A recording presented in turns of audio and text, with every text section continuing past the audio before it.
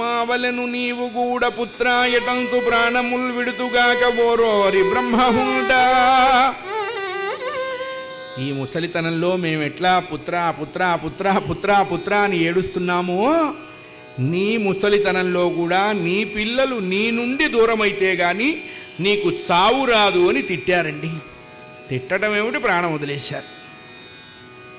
వాడు అస్సలు లేచిన వేళ మంచిది కాదు, నిష్కారణంగా 3 ప్రాణాలు తీశాను అని చాలా దుఃఖంతో కుమిలిపోతూ ఆ 3కి అగ్ని సంస్కారం చేశాడు దశరథుడు. అది ఇక్కడ మనం తెలుసుకోవాల్సింది.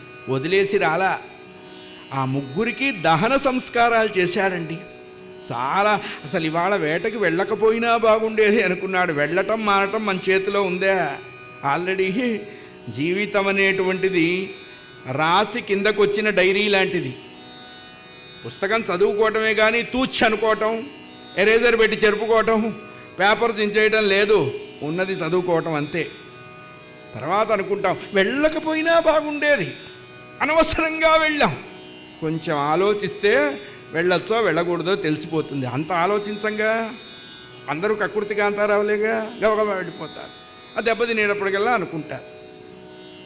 ఇంటికి వచ్చేశాడు. కాల గమనంలో పడి మర్చిపోయినాడు దశరథికి, గుర్తులేదు. చూడండి, కాలాన్ని మించిన వైద్యుడు లేడు. అందుకే నిన్న బాగా దుఃఖం ఉంటుంది, నిన్న ఉన్నంత దుఃఖం ఇవాళ ఉండదు. ఇవాళ ఉన్న దుఃఖం రేపు ఉండదు, రేపున్నది వారం తర్వాత ఉండదు, వారం తర్వాత మర్చిపోతాం. ఎవరన్నా కనపడితే ఏడవాలి కాబట్టి ఏడుస్తుంటాం, అంతేగాని ఒరిజినల్గా లేదు. కాలం అన్నిటినీ మర్చిపోయేట్టుగా చేస్తుంది. అందుకు ఉన్నారు కాలము పరమాత్మ కాబట్టి. దశరథుడు మర్చిపోయినాడు, వశిష్ఠుడు గుర్తుపెట్టుకున్నాడు. ఏరా అబ్బాయి, వాళ్ళు ఏమన్నారా అప్పుడు? అదేమన్నా నా ఆటోగ్రాఫ్ స్వీట్ మెమరీసా గుర్తుపెట్టుకోవడానికి గురుగారు?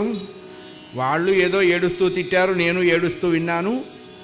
పిల్లలు చావు అన్నారండి. అన్నారండి. కాబట్టి దశరథ, నువ్వు చావటానికైనా పిల్లలు పుట్టాలరా నాయన. అట్లాంటి బ్యాచ్ కలియుగంలో కదా గురువుగారు, ఇప్పుడే పుడతారా అని అడిగారట. వీళ్ళు లోకక్షేమం కోసం పుడతారా, వాళ్ళ అమ్మా నాన్నల్ని కొయ్యటం కోసం పుడతారు. You don't worry, be happy అని చెప్పి దశరథుడి చేత అశ్వమేధ యాగము పుత్రకామేష్టి చేయించాడు. యాగం చేసినటువంటి 4 బ్రాహ్మణులు ఉంటారు.